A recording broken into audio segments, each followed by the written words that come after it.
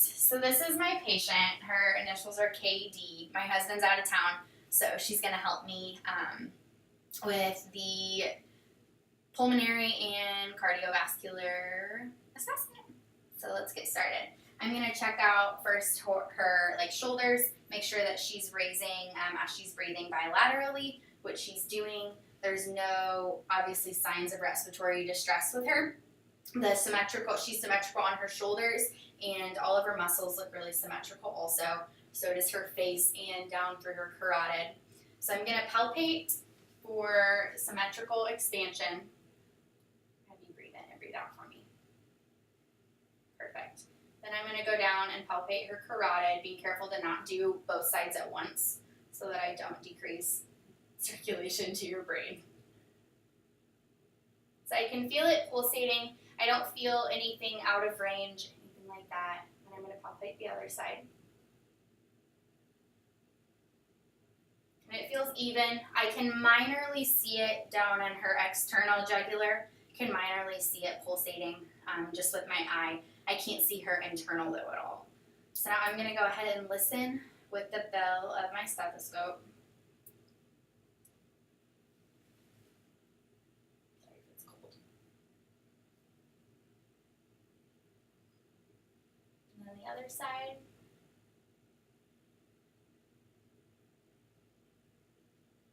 Perfect. So I can hear it. I don't hear any murmurs or anything like that coming from up there where her carotid is at. So now I'm going to take a listen to all your heart sounds. So I'm going to start out here at the second intercostal space, the aortic, and move over to the pulmonic.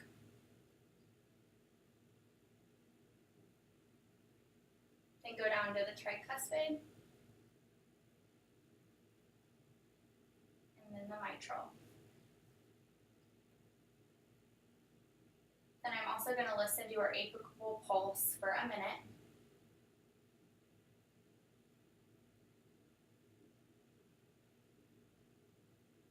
For the purpose of the video, I'm just going to listen for 15 seconds.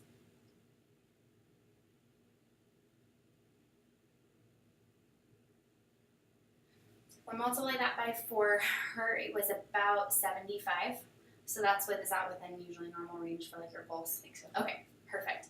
So she sounds good there. I heard S1 and S2. I didn't hear S3 or S4 or any splits and no murmurs. So then I'm going to go back and listen with the bell of my stethoscope. Again at the aortic, starting at the second intercostal space, moving over to the mitral, or the pulmonic. Then I'm going to go down to her third and fourth, and then down to Erb's point,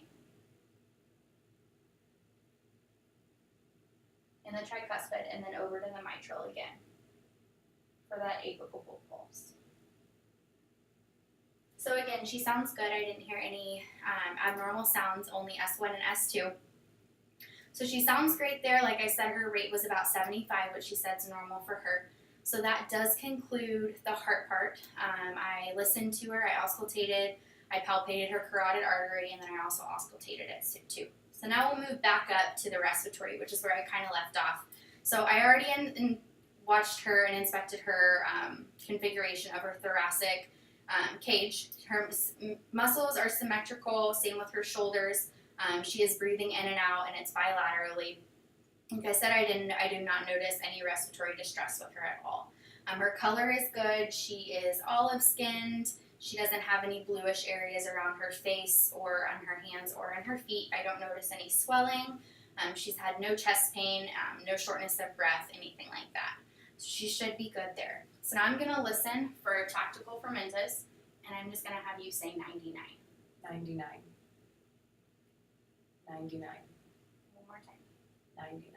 Awesome. So I heard that symmetrically. It did pulsate on my fingers, so she should be good there. I'm looking for any masses or any tenderness. Do you have any tenderness, any masses? Nope. Okay. So she's good there, and I'll go ahead and do the same on her backside. Again, on the back side, I'm looking for symmetrical inhalation and exhalation. She looks good there. Any tenderness? Nope. Okay. I'm going to have you scoot forward just a little bit in the chair. And I'm going to grab you right here. I'm going to have you take a big deep breath in and out. She's symmetrical there also. So bilaterally, she breathed in and breathed out, and her inhalation was a little bit shorter than her exhalation, which is normal also. I don't notice any lesions, any differences in skin changes, anything back here on her backside. So I'm going to go ahead and listen on her backside. So every single time I put my stethoscope on your back to a different spot, I'll just have you breathe in and breathe out, okay?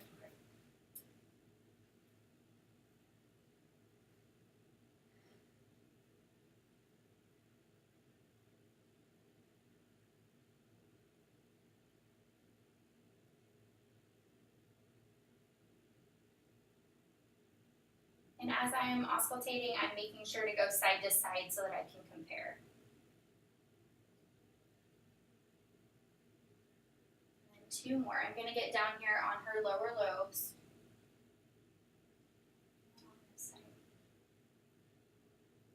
Perfect. She sounds clear. I don't hear any crackles, any wheezes, anything of that sort. So like I said, she sounds clear. She's in sync. She's bilaterally in rhythm. So then I'm going to go ahead and go up to her front, and I'm going to listen on her front side. I'm going to start above the clavicle and do the same exact thing as I did on her back.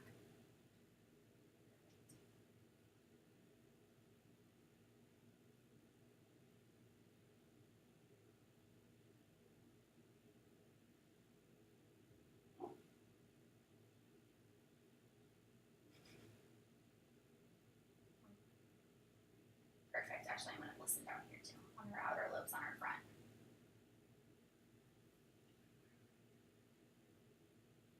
Perfect. And obviously, if we were in the setting of the actual hospital, she would have a gown on and I would be listening underneath her gown, but I figured for this video, we probably wouldn't do that.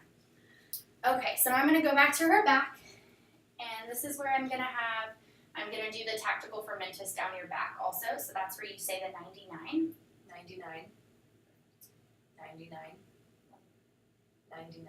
Awesome. So now I'm going to listen with my stethoscope over each of the fields, and I'm going to have you whisper 1, 2, 3, okay? Go for it. 1, 2, 3. 1, 2, 3. 1, 2, 3. 1, 2, 3. Awesome. So I did hear that throughout the diaphragm of my stethoscope. So now I'm going to go ahead and have you say E for me, okay?